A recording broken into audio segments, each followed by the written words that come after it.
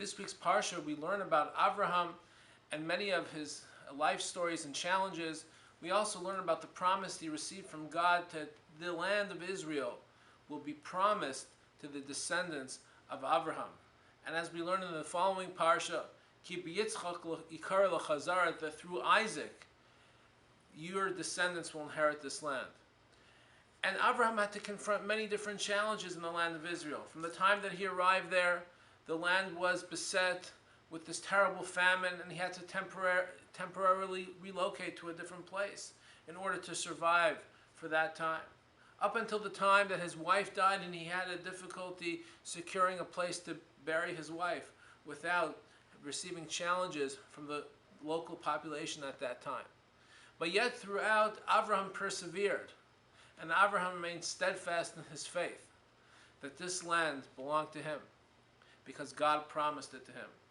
And I think we have to be mindful of that as we're painfully aware of the most recent events going on in Israel. Yet a day goes by that we don't hear about unfortunate news of terror and violence as Jews are being indiscriminately killed throughout the land.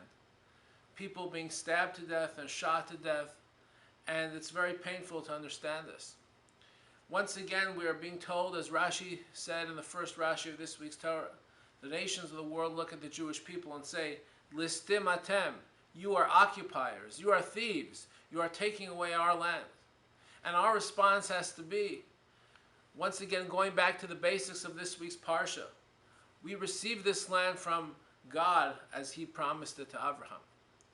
And as anything meaningful in life, including the land of Israel, Eretz Yisrael nikna b'yisurin, the Talmud says. The land of Israel is acquired many times through pain, because many times something that's really meaningful, we have to go through difficult stages in order to receive that.